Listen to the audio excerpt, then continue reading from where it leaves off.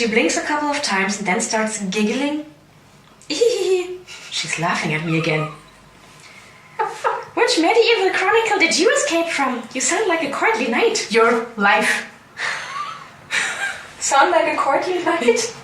He has kidnapped her. He's the furthest from a knight that anyone could be. Yeah. She's beguiling. She's calling me out. Again. And her irreverence is refreshing. Really refreshing. However, I'm under no illusion that I'm a knight in shining armor. Boy, has she got the wrong idea. And though it may not be to my advantage, I'm compelled to warn her. Anastasia, I don't think so. Dark Knight, maybe. I'm gonna throw up. If only she knew. Did you eat last night? She shakes her head. I knew it! You knew! You checked her vomit. Did you forget? You need to eat. That's why you were so ill. Honestly, it's drinking rule number 1. How would you know? Would you know anything about normal rules of normal people? Are you going to continue to scold me? Yes, he is. You're lucky I'm just scolding you. You kidnapped her and now he's making threats? What do you mean? Well, if you were mine, you wouldn't be able to sit down for a week after the stunt you pulled yesterday. Aren't you ashamed of yourself, Grey? You didn't eat, you got drunk, you put yourself at risk. The fear in my gut surprises me, such irresponsible risk-taking behavior. I hate to think what could have happened to you. Someone else could have stuck his penis inside you, instead of me. The fear in his gut is rising because a girl was drunk like every girl, every week.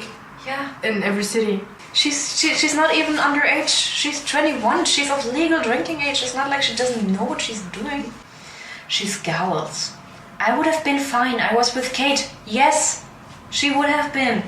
Some help she was. And the photographer, I retort. Jose just got out of line, she says, dismissing my concern and tossing her tangled hair over her shoulder. Well, the next time he gets out of line, maybe someone should teach him some manners. You're quite the disciplinarian, she snaps. Oh, Anastasia, you have no idea. Leave her alone, send her home. Why are you even discussing her last night? It's none of your fucking business. It never was to begin with, never. Yes. She drunk-dialed you, big deal. Get over yourself. An image of her shackled to my bench, peeled ginger root inserted in her ass so she can't clench her buttocks comes to mind, followed by judicious use of a belt or strap.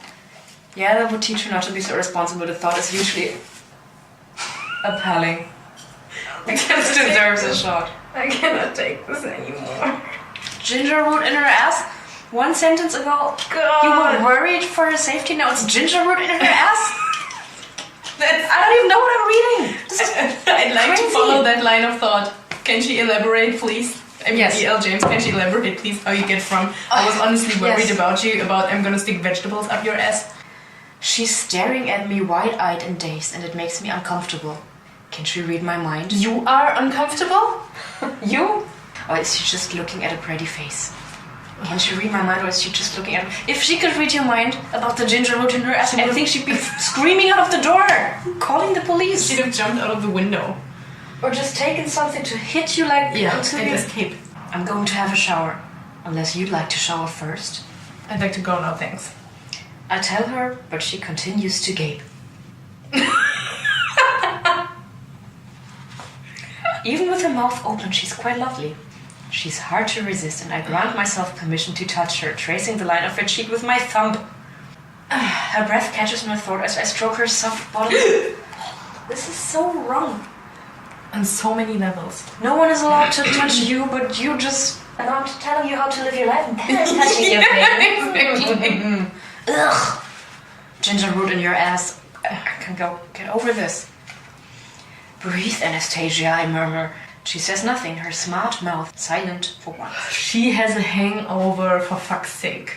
And if I was her, I'd be creeped out and quite angry. In the bathroom, I take a deep breath, strip and climb into the shower. I'm half tempted to jerk off. But the familiar fear of discovery and disclosure from an earlier time in my life stops me. God, please have mercy. You have been caught wanking. This is so traumatizing. Elena would not be pleased. Old habits. Elena caught him jerking off, and I bet he wasn't allowed to. I bet. As the water cascades over my head, I reflect on my latest interaction with the challenging Miss Steele. No one cares. She's still here in my bed, so she cannot find me completely repulsive. She doesn't know where she is. She's scared too. God. Where's she supposed to go? You would need to know where she is, or have a cell And phone her offered to her. clothes. You took them away, and she doesn't know that they're on your fucking sofa. Fair enough. She's still God. in a nightgown. I noticed the way her breath caught in her throat and how her gaze followed me around the room. I mean, yeah, we know that she's got the hots for him, but in a normal world, this could also be signs of fear. Not taking your eyes off someone, following them wherever they go. Fear! Fear! Fear! Fear! But would she make a good submissive? It's obvious she knows nothing of the lifestyle. She couldn't even say fuck or sex or whatever bookish college students use as a euphemism for fucking these days. She's quite the innocent. I could just ask her if she's interested. No, I'd have to show her what she'd be taking on if she agreed to a relationship with me. Let's see how we both fare over breakfast. Well, maybe as well as you fared over coffee. That's even half as amazing, then I don't know what's stopping you. I switch off the water and, stepping out of the shower, grab a towel. When I open the bathroom door, she's out of bed and searching for her jeans. She looks up like the archetypal startled fawn, all long legs and big eyes. If you're looking for your jeans, I've sent them to the laundry. She really has great legs. She shouldn't hide them in pants. Can you stop staring at her maybe when she's half naked looking for her clothes? Her eyes narrow and I think she's going to argue with me, so I tell her why. They were spattered with your vomit. Oh, she says. Yes. Oh. I sent Taylor out for another pair and some shoes. They're in the bag on the chair. I'll have a shower, she mutters, and then, as an afterthought, she adds, thanks. Grabbing the bag, she dodges around me, darts into the bathroom, and locks the door. Smart. She couldn't get into the bathroom quick enough. Away from me. She was half naked! You were staring at her! Dude, she's reeking of vomit. She has probably a terrible taste in her mouth. She wants to rinse her mouth, maybe.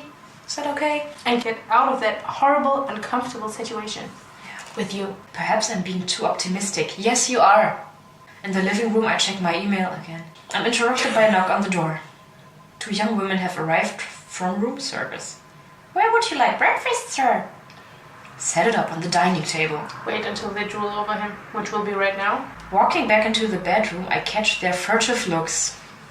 But I ignore them and suppress the guilt I feel over how much food I've ordered. Breakfast is here, I call and rap on the bathroom door. Oh, okay. Back in the living room, our breakfast is on the table. One of the women, who has dark eyes, hands me the check to sign, and from my wallet I pull a couple of 20s for them. You can put the 20s right here. Just call room service when you want the table cleared, sir. Miss Dark Eyes says with a coquettish look, as if she's offering more. My chilly smile warns her off. How can you smile chilly? You might as well have a stroke. You would never know. You would never know. Sitting down at the table with the newspaper, I pour myself a coffee and make a start on my omelette. My phone buzzes, a text from Elliot. Kate wants to know if Anna is still alive. I chuckle, somewhat mollified that Anna's so-called friend is thinking about her. How do you keep judging your friends? You don't know what a friend is. Exactly. It's obvious that Elliot hasn't given his dick a rest after all his protestations yesterday. I text back, alive and kicking, winking smiley. Anna appears a few moments later, hair wet in the pretty blue blouse that matches her eyes. Scanning the room, she spots her purse. Crap, Kate, she blurts. She knows you're here and still alive. I texted Elliot. She gives me an uncertain smile as she walks toward the table. Fear. Like it was your fucking idea. Your dumb ass brother had to text you first.